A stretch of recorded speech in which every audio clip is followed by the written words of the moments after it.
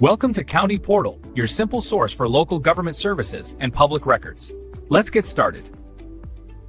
How many times can a court case be cancelled?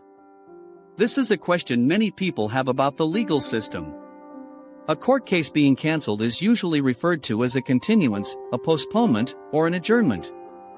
The simple truth is, there isn't a fixed number.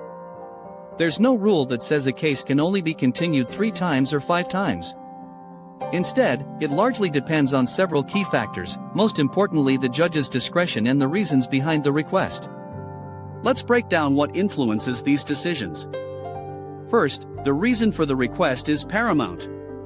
A judge will look at why a party or attorney needs more time. Common reasons include a lawyer being sick, a key witness becoming unavailable unexpectedly, new evidence suddenly emerging that needs review, or one side needing more time for discovery, which is the process of exchanging information.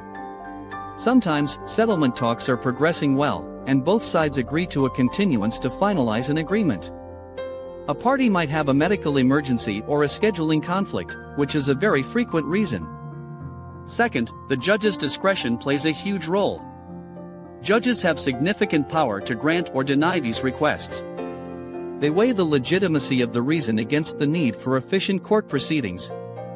They consider fairness to all parties involved. They want to avoid unnecessary delays but also ensure that justice can be properly served. Third, state and local court rules can sometimes come into play. Some jurisdictions might have specific local rules that put limits on the number of continuances allowed or the length of time a case can be postponed. Federal courts also have their own procedures. Fourth, the type of case matters. Criminal cases, for example, often have stricter timelines due to constitutional rights to a speedy trial. Civil cases, like personal injury lawsuits, might have more flexibility. Family law cases, involving divorce or child custody, can be incredibly complex and often require multiple continuances as situations evolve. Finally, the impact on the opposing party is always a consideration. If one side constantly asks for delays without very good reasons, it can be unfair and costly for the other side.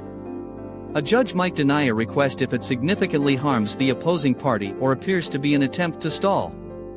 They can even impose sanctions for excessive or frivolous delays. So, to reiterate, there's no magical number like you get 3 cancellations and then that's it. Each request for a continuance is evaluated on its own merits. A judge will typically grant one if there's a legitimate, unavoidable reason. They will deny it if the reason is weak, or if it seems like a tactic to delay without good cause. Too many requests, even for seemingly good reasons, can eventually make a judge less willing to grant further delays.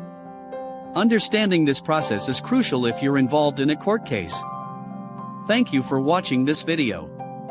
If you found this information helpful, please give it a thumbs up. And don't forget to subscribe to our channel for more straightforward explanations of complex legal topics.